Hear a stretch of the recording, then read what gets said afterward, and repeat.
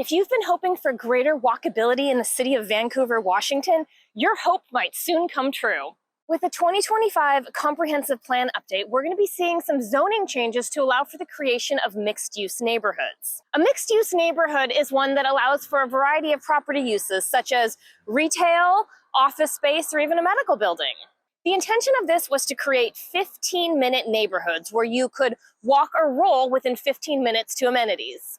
The proposed zoning code changes would be amended from its current use-based code, R for residential, I for industrial, which prohibits any other type of use, to a more form-based code that allows for a variety of property types to be built. Let's have a closer look.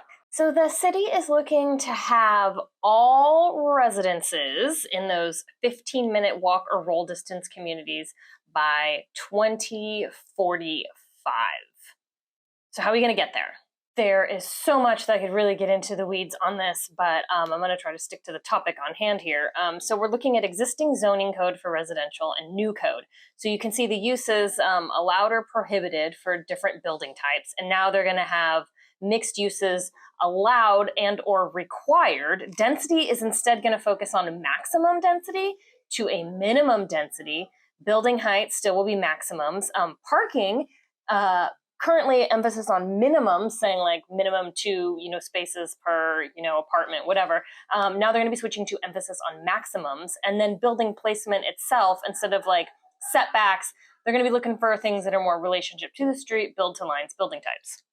So looking at low scale residential, which is currently like your R2 to through R17 zoning, you're going to see residential allowed, primary retail is allowed, office is a maybe, civic institution is a maybe, and secondary retail is a maybe. So this is all kind of what they're thinking of doing.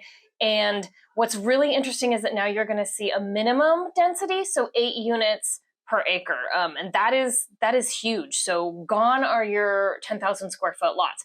So this applies only to the city jurisdiction, so that's worth noting.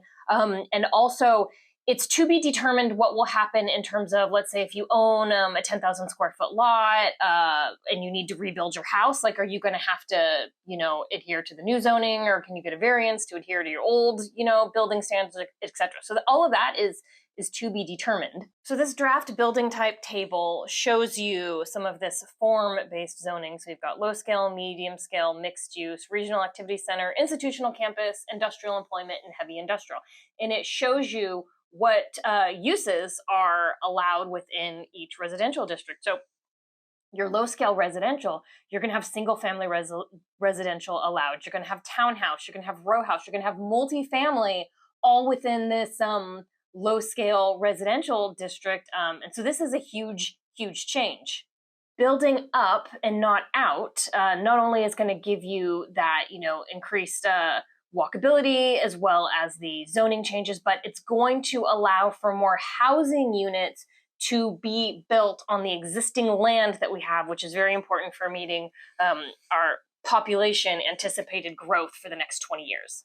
These changes could have a big impact on Vancouver's real estate market, creating opportunities for home buyers, businesses, and investors.